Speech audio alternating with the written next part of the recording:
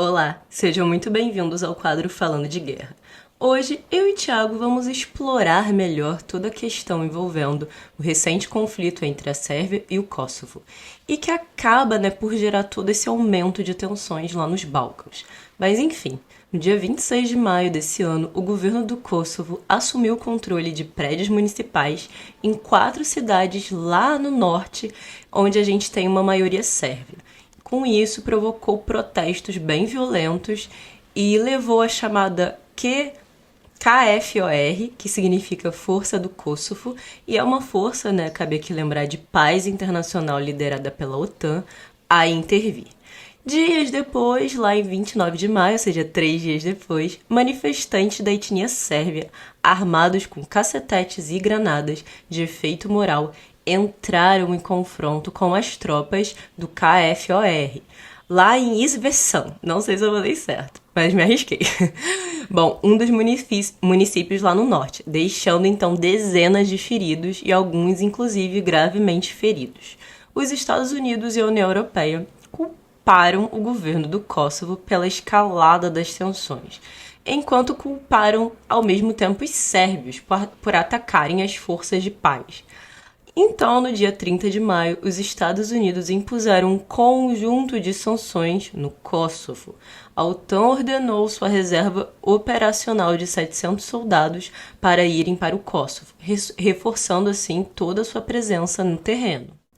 Bom, hoje o Thiago vai nos explicar melhor toda essa questão envolvendo a Sérvia e o Kosovo, ou seja, como tudo isso se iniciou, sobre a crise que ocorreu, por exemplo, lá nos anos 90, sobre os avanços russos, ou seja, as estratégias do Putin envolvendo a região, e o que os Estados Unidos e a União Europeia poderiam fazer diante dessa situação. Eu vou mergulhar em águas ainda mais profundas e eu vou falar um pouco das questões étnicas existentes entre a Sérvia e o Kosovo. Eu vou me aprofundar também nessa recente tensão, me utilizando dos relatórios do analista Marko Prelec, que é um especialista no tema dos Balcãs. E eu também vou falar sobre guerra assimétrica. Sim, esse dia finalmente chegou. E, enfim, eu vou utilizar a guerra assimétrica para nos demonstrar aonde tudo isso pode nos levar. Algumas das minhas conclusões elas vão conversar com as do Thiago. Mas, enfim, quer então entender o papel dos Balcãs e do recente conflito que está ocorrendo entre a Sérvia e o Kosovo e qual a relação com a guerra na Ucrânia? Então você já sabe. Aguarda a vinheta, embarca com a gente e vamos lá?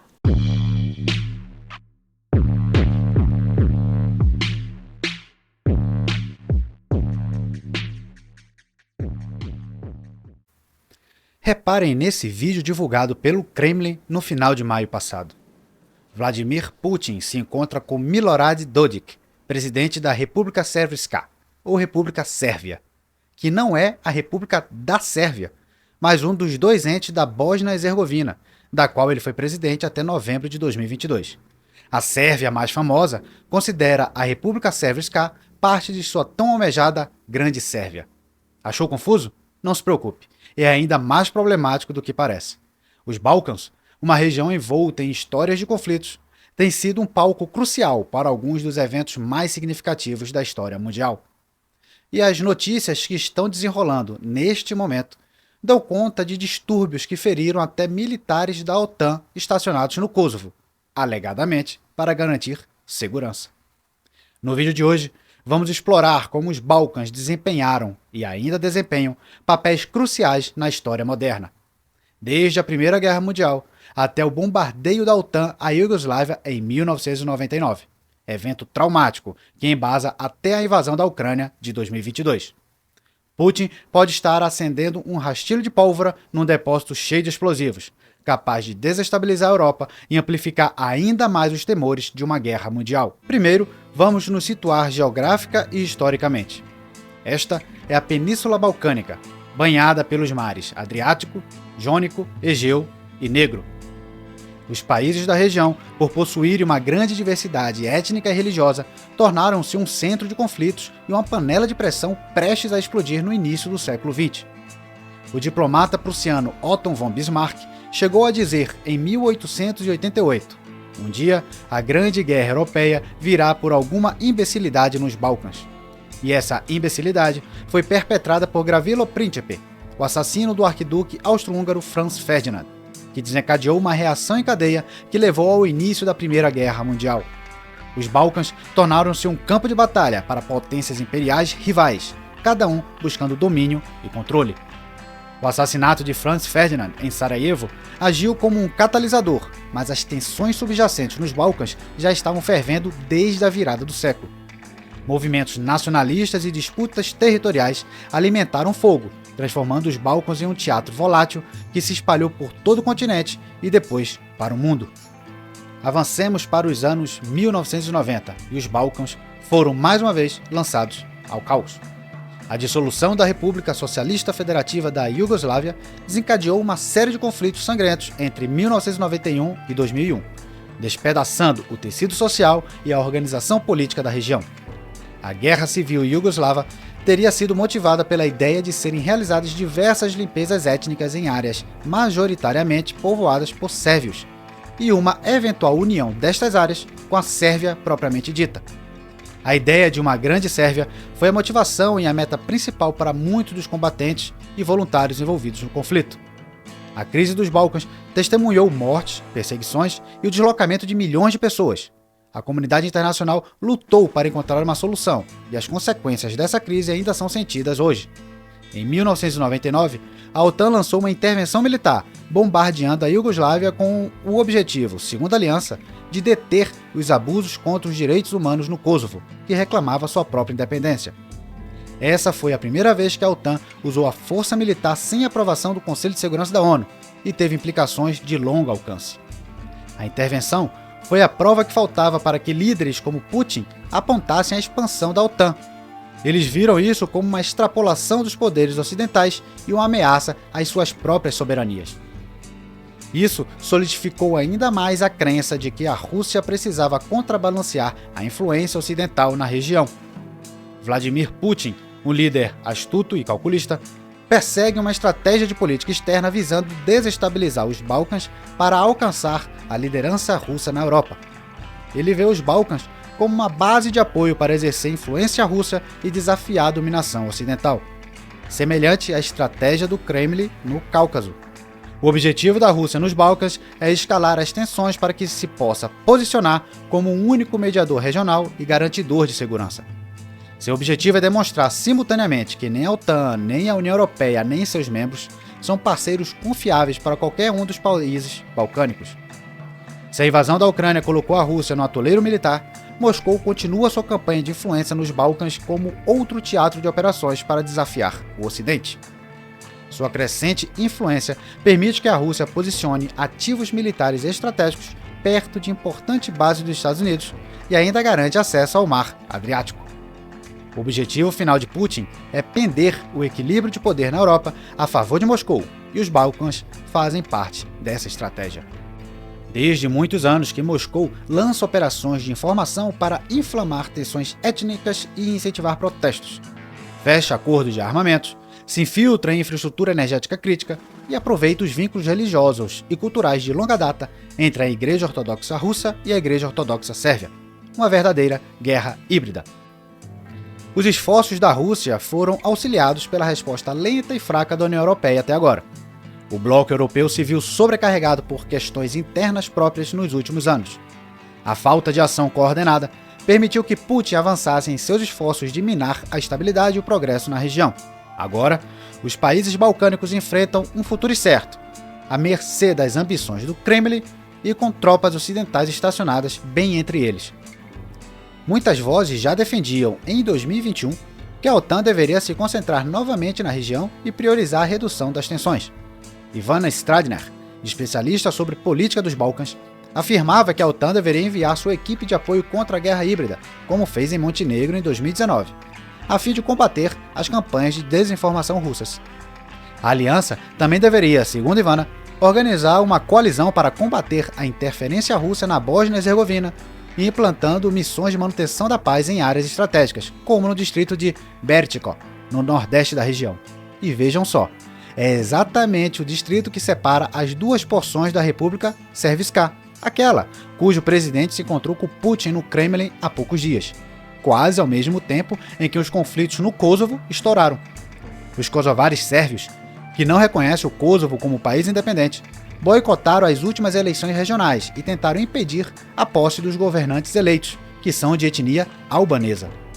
O governo do Kosovo mandou a polícia garantir a posse, mesmo de governantes que foram eleitos com 5% dos votos válidos. Os confrontos subiram ao ponto da OTAN precisar reforçar sua força em 700 militares. O Kosovo acusa a Sérvia de organizar os confrontos. Os sérvios acusam a OTAN de intervir na sua soberania. O Ocidente está envolto em problemas demais e gostaria de esquecer os Balcãs. E a Rússia se aproveita. À medida que a sombra da guerra paira sobre os Balcãs mais uma vez, o destino da região está em jogo. O que acontecerá nos próximos capítulos dessa história tensa e imprevisível? E quem sairá como um vencedor ou perdedor nesse jogo perigoso? Lembre-se, os Balcãs pode ser uma peça pequena no tabuleiro do xadrez global, mas seu impacto na história e na geopolítica não pode ser subestimado. Uma coisa é certa: os Balcãs, mais uma vez, tornaram-se o epicentro de uma luta, dentre tantas outras, pela supremacia geopolítica.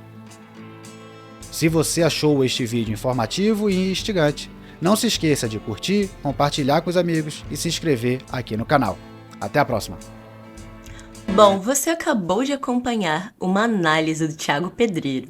Já eu sou Bárbara Martinelli, seja então muito bem-vindo ao meu canal Voz Armada e a esse quadro que eu já apresentei no início do vídeo, que é o Falando de Guerra.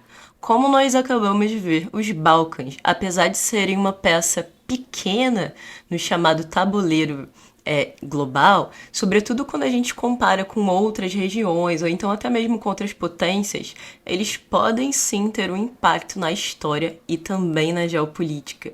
E isso, como o Thiago disse, não pode ser subestimado. Como nós vimos, a OTAN enviou mais de 700 soldados de suas tropas de manutenção de forças de paz, para o Kosovo. Os confrontos, eles eclodiram lá no dia 29 de maio, como eu já tinha também apresentado no início do vídeo, entre sérvios protestando no norte do Kosovo e a força do Kosovo liderada pela OTAN. Esses conflitos deixaram vários soldados da OTAN feridos e vários sérvios feridos também.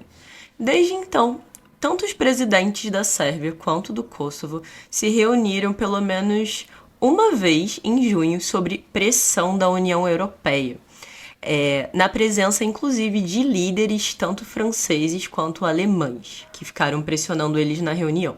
No entanto, assim, uma solução para o conflito, que é de muita longa data, ele permanece ainda incerto. Bom, como o Thiago nos explicou, tanto o Kosovo quanto a Sérvia estão localizados nos Balcãs, uma região da Europa que é formada por diversos países que já fizeram parte da antiga chamada República da Iugoslávia. O Kosovo, uma antiga província da Sérvia, declarou unilateralmente a independência lá em 2008 e é reconhecido como um país por pelo menos 100 nações, incluindo, inclusive, os Estados Unidos e vários países membros da União Europeia. A Sérvia, no entanto, não reconhece a soberania do Kosovo e continua a considerá-la como parte de si mesma, apesar, assim, de não ter controle administrativo sobre ela. A Sérvia vê significado histórico nessa região que é o Kosovo. O Império Sérvio ele ganhou o controle do Kosovo lá no século XII e esse último se tornou o coração do reino, com diversas igrejas cristãs ortodoxas sérvias e mosteiros muito importantes sendo construídos ao longo do Kosovo. Vamos lá, a história do mundo é sempre muito mais complexa do que parece, não é mesmo? A Sérvia ela acabou por perder o Kosovo por cerca de 500 anos para o Império Otomano, na chamada Batalha do Kosovo, que ocorreu lá em 1389. Durante o domínio otomano, o equilíbrio étnico e religioso mudou no Kosovo, levando a região a se tornar majoritariamente albanesa com muçulmanos. Bom, após 5 séculos de domínio otomano, o Kosovo tornou-se parte então da Sérvia novamente no início do século XX e após a Segunda Guerra Mundial acabou se tornando uma província com autonomia da Sérvia, que era então uma das 6 repúblicas da Iugoslávia. A Sérvia considerou isso como um retorno legítimo do Kosovo, mas os albaneses étnicos, que atualmente representam 90% da população do Kosovo, consideraram isso muito injusto. Na década de 1980, então, os albaneses do Kosovo se mobilizaram cada vez mais e buscaram a separação da Sérvia. Em 1989, o líder autocrático da Sérvia, que eu vou deixar o nome passando aqui que eu não vou me arriscar a falar, alavancou o nacionalismo sérvio para consolidar o poder e tirou do Kosovo a sua autonomia. É então que no final da década de 90, o Exército de Libertação do Kosovo, que é o KLA, composto principalmente por albaneses do Kosovo, liderou uma insurgência contra o domínio sérvio do Kosovo. A Sérvia respondeu e reprimiu a rebelião com o envio de forças pesadas entre 98 e 99. Quase 13 mil vidas, sobretudo de etnia albanesa, ou seja, do Kosovo, foram perdidas durante esse período.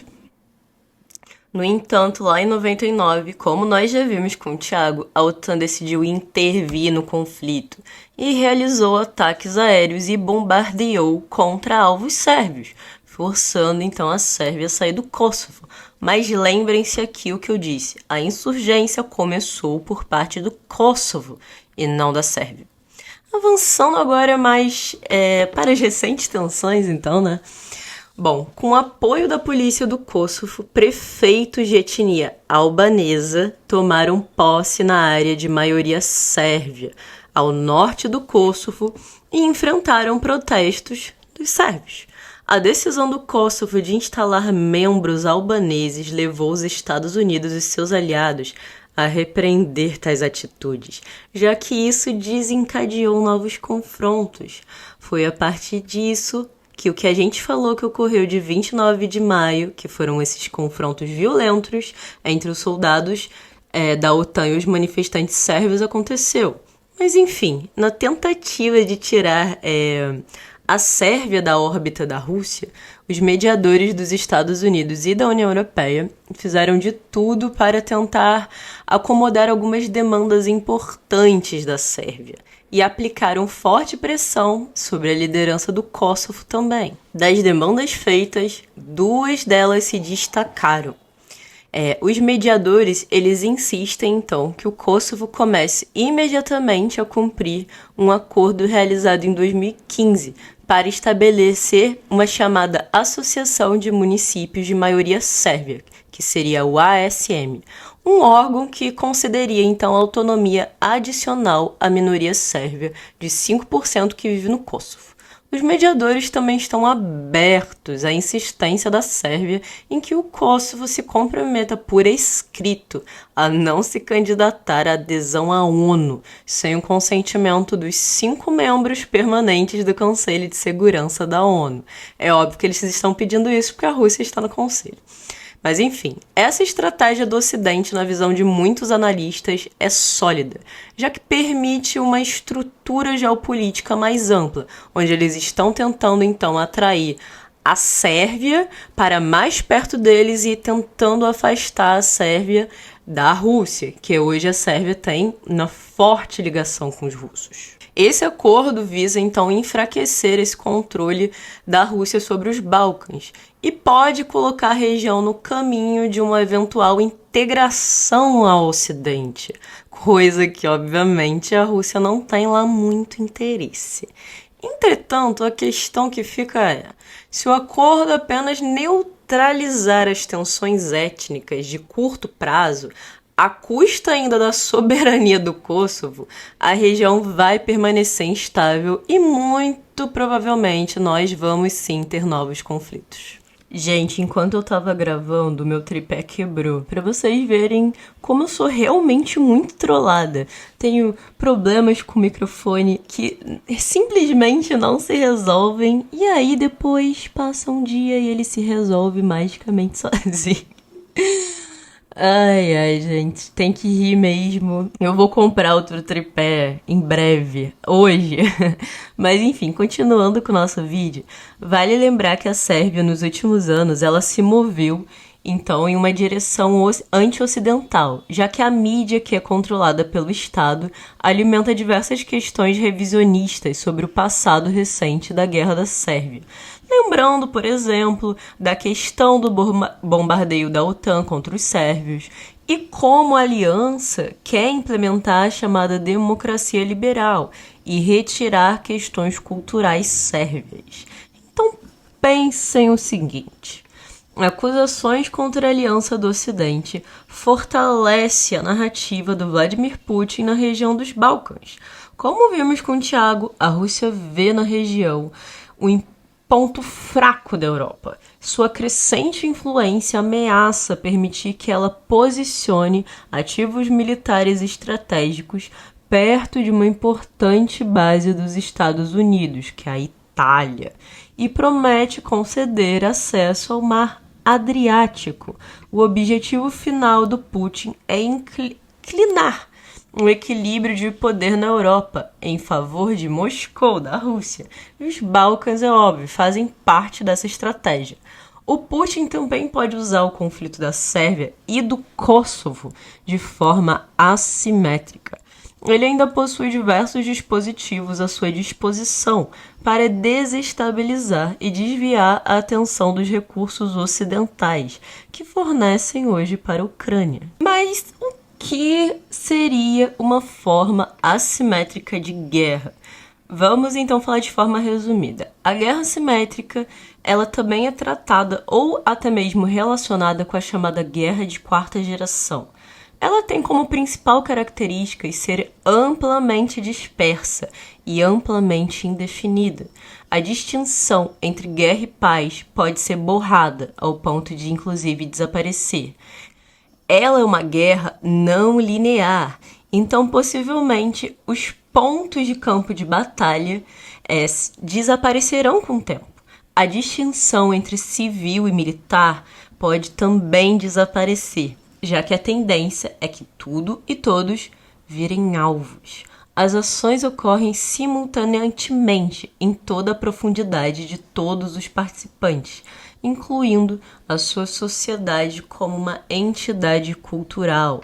Ela é uma guerra que ela não é apenas física, portanto é uma guerra das mentes também. Portanto, os Balcãs, eles acabam virando foco nesses jogos de guerra assimétrica que a Rússia acaba por praticar na região. Enquanto o país ele está lutando na Ucrânia, ele gera novos conflitos em outras regiões, para que o conflito se amplie de forma indireta. E o foco de quem ele está combatendo também se amplie para mais frentes, dispersando do objetivo principal. O presidente do Kosovo supostamente revelou que a Rússia está usando, por exemplo, mercenários do grupo Wagner e grupos paramilitares sérvios para desencadear e destruir diversas regiões do Kosovo. O intuito talvez fosse a tomada do território inteiro do Kosovo.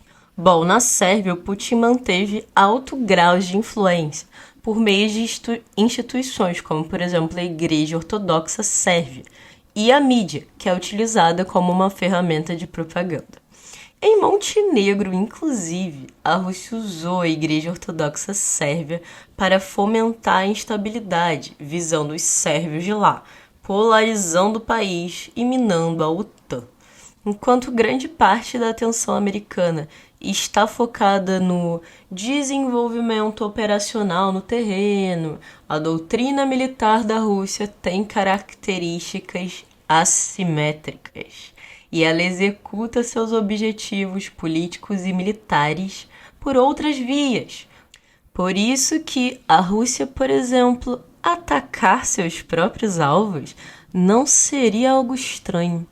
Isso, na visão dos russos, confundiria o inimigo, enquanto eles avançam no terreno da guerra e em narrativas de propaganda ao mesmo tempo. Bom, o analista Marco Prelec, que é especializado em Balcãs, né? Ele faz parte do chamado Crisis Group.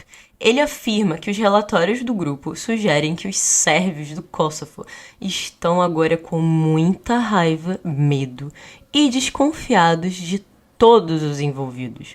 Os governos do Kosovo e da Sérvia, os mediadores da União Europeia e as forças de paz da KFOR. Bom, se um dos objetivos russos, como os vimos com Tiago, é demonstrar simultaneamente que nem a OTAN e nem a União Europeia, nem seus membros são parceiros confiáveis para qualquer um dos países balcânicos, esses relatórios nos levam à conclusão que as ações de desestabilização russas estão funcionando na região. Há ainda outras regiões em que a Rússia pratica sua guerra assimétrica, e a Ucrânia e a OTAN parecem ter entendido o recado e começaram a avançar em sua própria guerra assimétrica, como vimos com a questão envolvendo Belgrado. Onde vamos parar com tamanhas frentes se abrindo e se expandindo são cenas dos próximos capítulos. Esse foi então o Falando de Guerra. Se você chegou até aqui e gostou desse conteúdo, então você já sabe. Curte, compartilha e se inscreve no meu canal. Quando eu chegar agora em 5.000 inscritos, que é agora a minha próxima meta, eu vou fornecer uma aula gratuita sobre qual é o papel da China para a construção da nova ordem mundial. E sim, nós veremos como a ideologia socialista tem ligações com a formação dessa nova ordem. Muito obrigada por assistir e você já sabe. Tchau!